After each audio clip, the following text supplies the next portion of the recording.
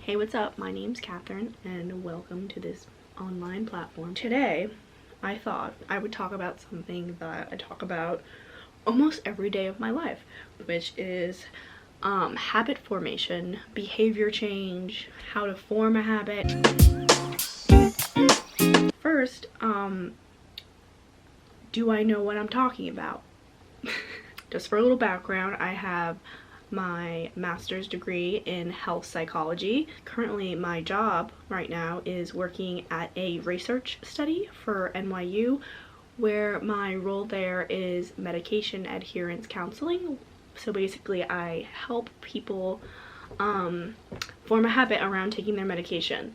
So the first thing I wanted to talk about was the relationship between attitudes, intentions, and behavior. So the biggest indicator of whether or not you are going to perform a behavior is your intention to perform that behavior. So whether or not you feel like you're going to, you want to.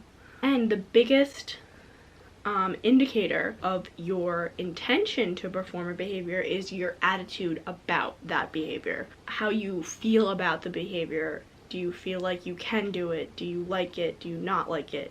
Do you have mixed feelings? For instance, if you want to start working out more, you may feel that it's good for you and you're excited to do it, but you also may feel that it's going to be hard and you can't do it. So that would be having mixed attitudes about a behavior. The first step to forming a habit around something is kind of figuring out how you actually feel about that behavior. What are your attitudes about it? And then from there, developing intentions to perform that behavior. So, like I said, understanding your attitudes about the behavior and then forming intentions. So let's talk a little bit about intentions. Your commitment to performing a behavior. So one psychological technique that we use is implementation intentions, which is if-then scenarios. So, for example, if it's 5 p.m., I will go for a run.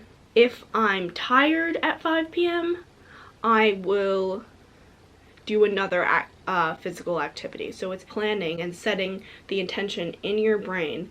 If this, then that. For those of you who are familiar with classical conditioning, it's basically the same thing. So moving on to the actual forming of a habit. So now that you understand your attitudes about something, you're setting your intention to do this behavior, let's talk about the logistics of actually forming a habit. So what forming a habit does is it removes the contemplation of physically performing an action. So like, instead of waking up in the morning and being like, ooh, should I work out today? I don't really know if I should. I'm not really in the mood for it. I could, it would make me feel good, but also I'm really tired right now. It removes that contemplation aspect of a behavior. So instead, you just wake up and then you're automatically like, okay, let's go. We're gonna work out now. So actual forming of the habit. So first, we're gonna start with the cue. Firstly, doing it at the same time every day is a cue. So it's 5 p.m.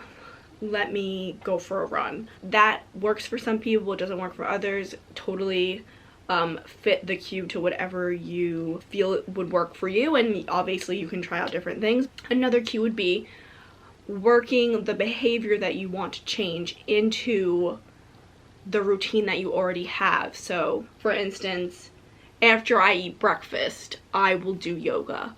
So instead of picking an exact time, it's picking an event to do it afterwards. Something that you already have a habit around and you might not even know that you have a habit around it. Okay, so after you have the cue, then you have the action, which is the behavior. So you do it. You do the behavior. You say, I'm gonna wake up at 9 a.m. and then I'm gonna brush my teeth and then I'm going to do the action, whatever that may be. And after you do it comes the reward aspect. So this is kind of where I sometimes lose the people that I work with.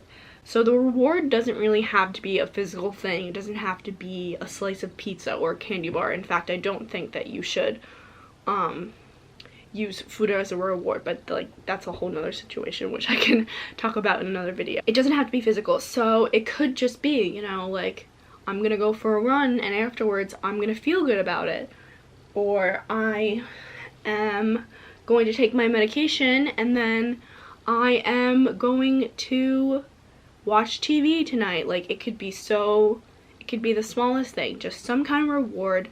You get some sort of a classical conditioning. You condition yourself and your mind to want to do, and not just want, but like have to do this behavior that you're trying to change. So some other things that can help forming a habit is having a support, some sort of social support system around it.